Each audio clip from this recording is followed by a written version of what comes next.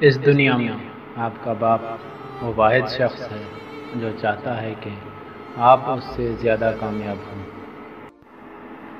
عزیز تر رکھتا ہے وہ مجھے رگے جاں سے، عزیز تر رکھتا ہے وہ مجھے رگے جاں سے، یہ بات سچ ہے کہ میرا باپ کم نہیں میری ماں سے۔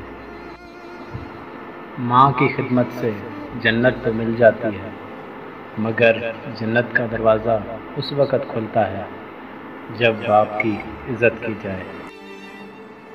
باپ ایک ایسا شجر ہے جس کے سائے میں بیٹیاں راج کرتی ہیں۔ باپ کی موجودگی سورج کی مانند ہوتی ہے۔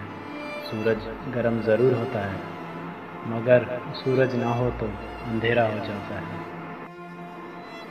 باپ کا احترام کرو تاکہ تمہاری اولاد تمہارا احترام کرے۔ باپ کی عزت کرو تاکہ اس سے فیضیاب ہو سکو۔ باپ کا حکم مانو تاکہ خوشحال ہو سکو۔ باپ کی سختی برداشت کرو تاکہ باکمال ہو سکو۔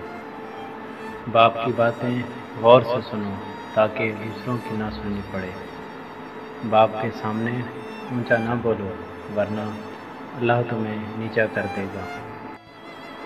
باپ کے سامنے نظر جھکا کر چلو تاکہ اللہ تم کو دنیا میں بلند کر دے۔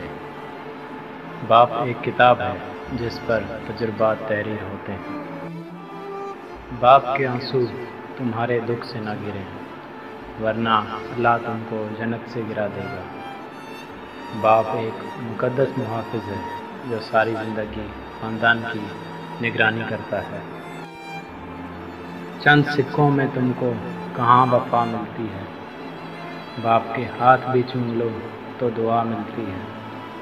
تم محبت کی نظر سے ان کو دیکھو یارو، ان کی مسکراہٹ میں بھی جنت کی ادا ملتی ہے۔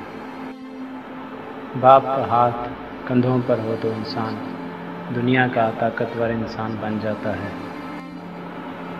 چاہے کتنا ہی بوڑھا ہو جائے مگر گھر کا سب سے مضبوط ستون باپ ہی ہوتا ہے۔